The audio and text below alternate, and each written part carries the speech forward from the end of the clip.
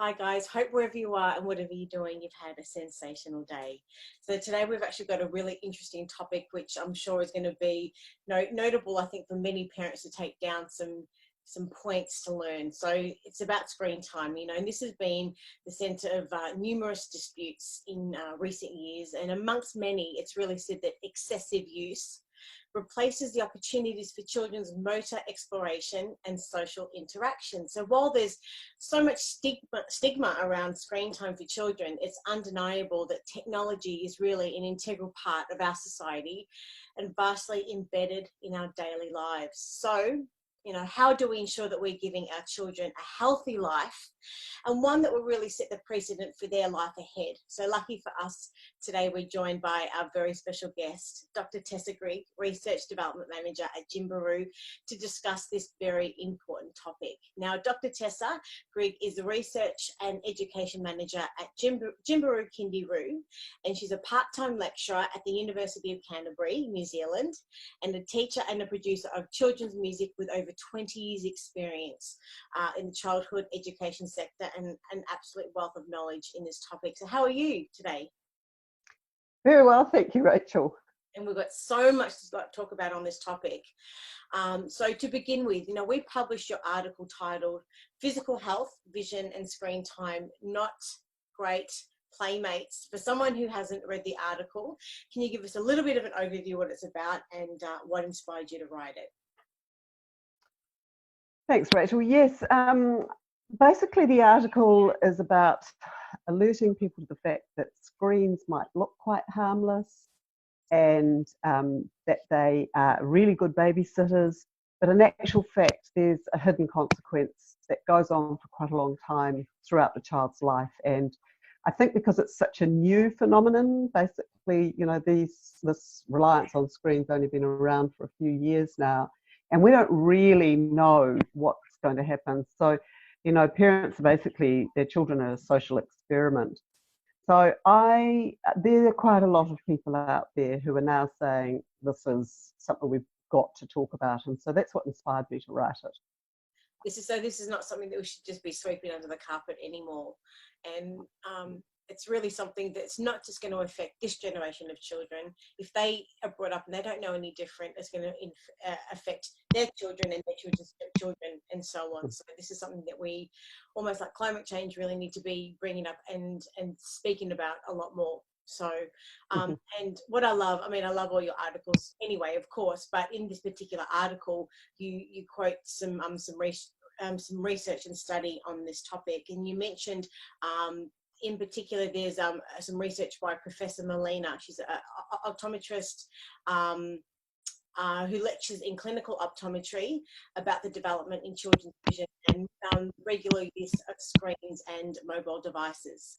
And so the research actually warns us that if we allow our very young children to use screens on a regular basis, they'll join the 50% of the population who will need glasses, and many actually by the age of 8. So this condition, as we know, is actually known as myopia, which is, did I pronounce that right? How do you pronounce it? Yes, you did a great job. Yep, myopia is good. Short-sightedness, which I get because I'm looking at a screen all day, but by and by, it's just something obviously that it can affect us, and it's not very good for children from a young age to be having. I'm an old chook, so it doesn't matter. And another thing you've mentioned in the article also, that even more so, another study highlighted that lowered physical activity leads to lowered health outcomes, including reduced muscle strength, movement skills, and heart health. So overall, really sitting with a screen has long-term effects on the whole body, and really by taking care of your children's vision, you'll also be taking care for the rest of their body. So can you just, before we get stuck into the questions, give us a little bit of your thoughts on this, like these philosophies? Basically, it's not just the eye health, it's overall body health as well. Yeah, it absolutely is. And one of the things that some other research talked about was that basically screens are delaying development.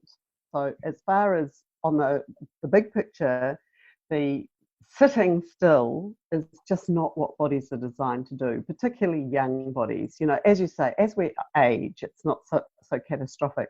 But when you're very young and you're developing your brain and getting it to work the best it can, sitting still and having your eyes very still on something small is just a bad idea. And the research that I was looking at talked about the fact that anytime that young children are with screens, it's a very passive activity. So it slows down development basically, and they can end up with shorter attention spans because they can't concentrate. There might be hypo or hyper sensitivities to various things.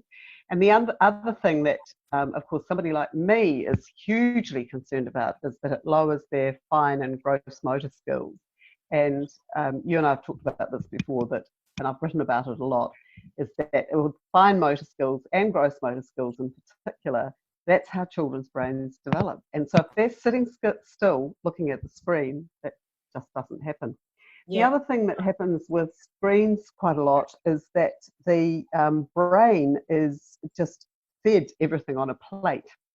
So if you watch a movie, the sound and it talks, the story might say that somebody's running down the road. Now, in a book, you actually have to imagine what the person running down the road is going to look like.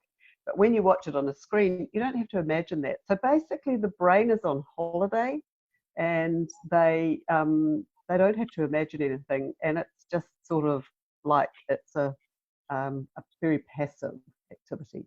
So for a whole lot of reasons, and what you talked about with the eyes, with the myopia, essentially their eyes are too still looking at this tiny screen, and their eyes are not designed to be still like that. They're designed to move around and look in the distance and up and down and all over the place. That's how you get them strong. So yeah, it's a big issue, Rachel. It's and I think we were talking a little bit before, there are quite a few governments who are saying don't have screen time until your children are between the age of 18 months and 2 years. Now, governments tend to take a fairly moderate approach to things like this.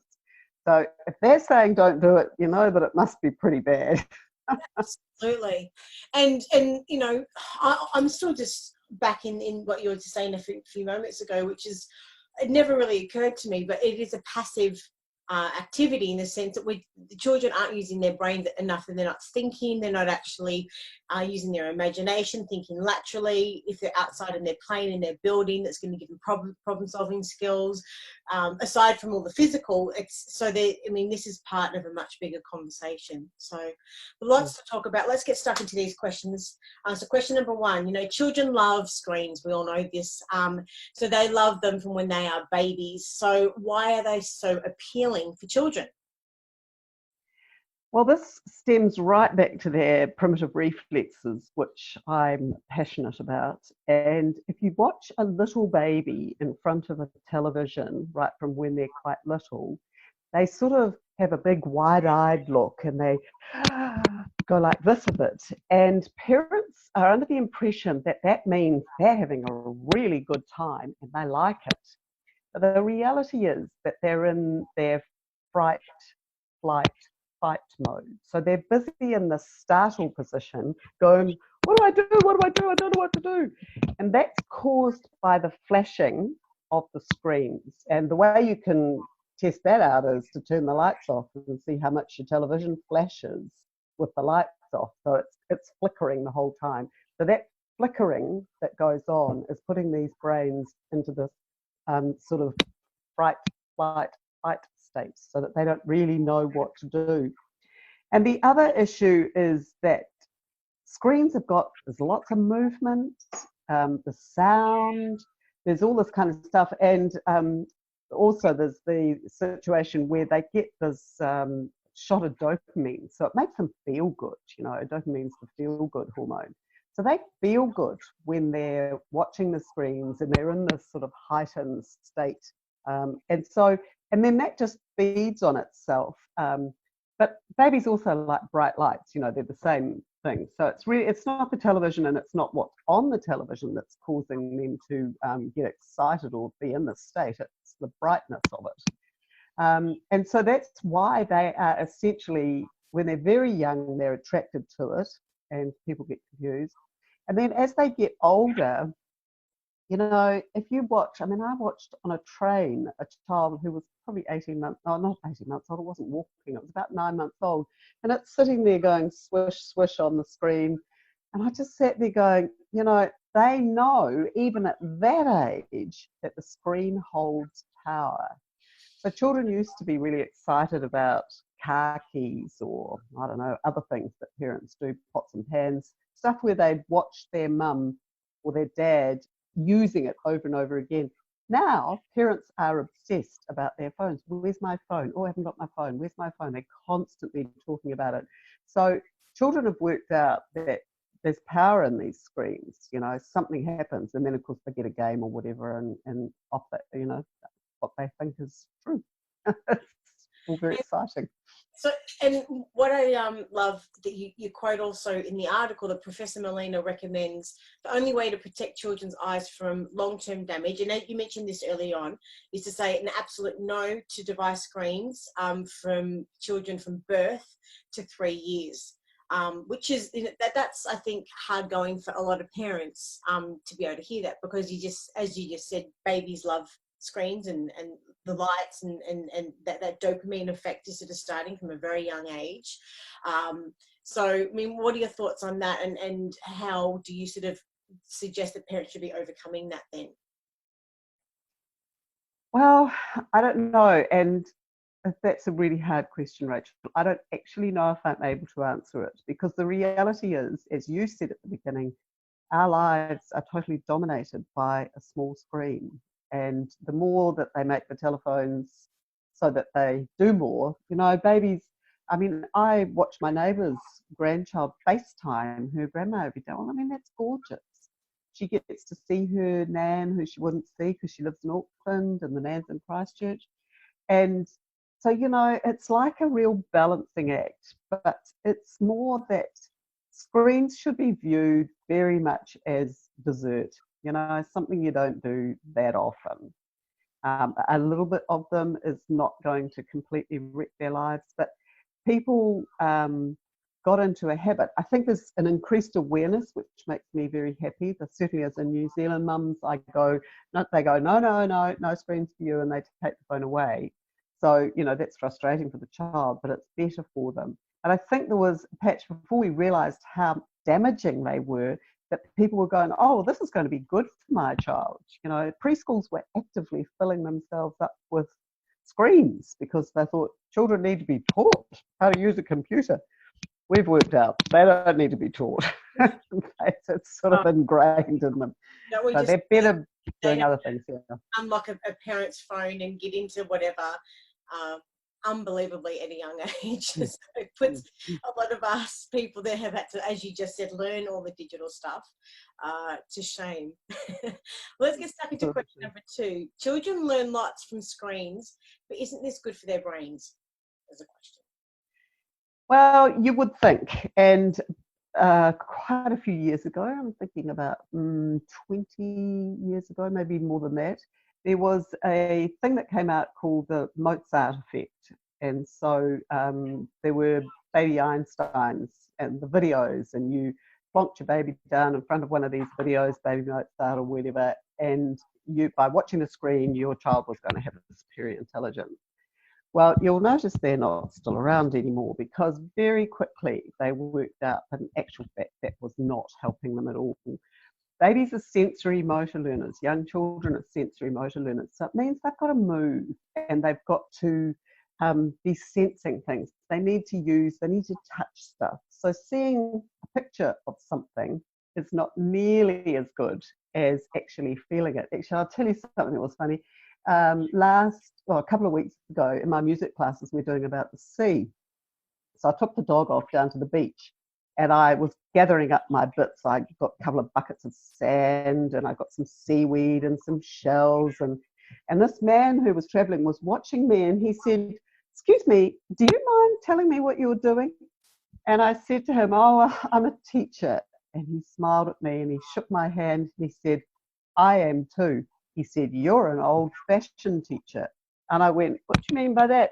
He said, "Well, the young kids, they'd just get a picture of all this stuff. They wouldn't bother to come down to the beach and pick it all up and put it in the back of their car and take it home. And he's absolutely right. Yes, I could show them a picture of seaweed, but there is nothing more powerful than putting your hand into a bucket of wet, slimy seaweed. So that's what it's about. You know, young children, to develop their brains and grow well, they absolutely need to be part of the experience, not a participator. Sorry, not a spectator. They need to be a participator. So, Yes. yeah. Yeah. Well, let's get stuck into question number 3. You know, can you explain a little about what the problem is relating to the eyes and screen, and why are they saying it is so bad for children? Yeah, well, as you alluded, the research is clear that children are having to wear glasses at a much younger age, caused by this increase in myopia or short-sightedness. And as I think I've alluded to before, it's about the screen being very little and these very young, underdeveloped eyes focusing too much on that tiny wee screen in a way that they're not designed to do. So children's eyes, that's why crawling's so good, because when a child's crawling, they're looking ahead, they're looking down at the ground, they're looking around to see what's going on. So their eyes are all over the place while they're crawling. Whereas if you just sit looking at a screen, your eyes are too still, and that's not what they're designed to do. And so therefore that strains them. And there's also some theories around that this is going to increase the macular degeneration of children as they age as well. And of course, we can't see that. It happens more slowly, but apparently it's going to become a much bigger problem because the eye is being stressed by this very little screen. The other issue is that for eyes, if children are spending a lot of time inside on screens, they're not getting enough outdoor light. And outdoor light is also really, really important for eye health as well. So, yeah, that's what the issues are for eyes, that we're basically damaging our children's eye health, as well as everything else, by letting them spend so much time on screens. And as we sort of said at the start of the interview, I mean, if children aren't taught from a young age to be able to I guess, sort of develop these habits per se, and in actually being more physical and being more active, naturally that's going to continue for the rest of their life. It's not like they're going to wake up all of a sudden one day and just think, okay, all of a sudden I'm going to be active and I'm going to be, you know, it's very rare, you know, that is likely to happen because, you know, this has been their conditioning from a very young age. And as we mentioned earlier, that it's not just, you know, this generation of children, they're going to bring up their children more than likely to be similar, and so on and so on for generations to come. So, and as you said, you know, it's not like that we're saying absolutely no screen time whatsoever for children. No. It's about really just having balance. And actually finding a way to be able to do that. But I think it's important, and this is what the chat has been about today, really, is just bringing to light really just some of the science and the research behind the physicalities in the eyes and the physical health, and some of the reasons. Because as you know, as we discussed, it is something that comes up all the time, and I'm sure parents, as soon as they hear it all the time, would be like, that's the last thing I want to hear. I'm busy, I'm stressed, I've got a million things to do, and you know, and as you said, it's not to be used as a babysitter. It's fine for a short amount of time, but you know, take note. And all of these stats are obviously in the article, which we'll have a link to, and you give some great tips also about you know, the types of exercises, you know, and those types of outdoor activities you can be doing, you know, etc. And some really great points. But I think this is the nature of this chat today is really highlighting some of the science and the research behind it. So you've really given us some really insightful information here, and as much as possible, you know, tips to help parents to be able to be informed about this sort of stuff. So look, if parents have got any other questions for you and they want any more information, whereabouts can they find you? They can find me through the Gymbaroo website, or they can email me tessa.grigg@gymbaroo.com.au. I'm very happy to answer questions, comments, whatever. And I think we've also got a Facebook page, so they can put comments on that as well if they really, you know, are interested. But yeah, I'd welcome them contacting me, because it's really hard, and it's a new hard. They can't go and talk to their mothers and go, well, what did you do? Because their mothers didn't have this problem. Yes, absolutely. More so than anything else, it's about leading by example. So on that, we'll probably jump offline so all the parents watching this on a screen can go and be present with their children. Exactly. Get them outside and playing. So thank you so much for your time, and I can't wait to chat with you again soon. Big love. Okay, thanks, Rachel. Bye. See you later. Bye.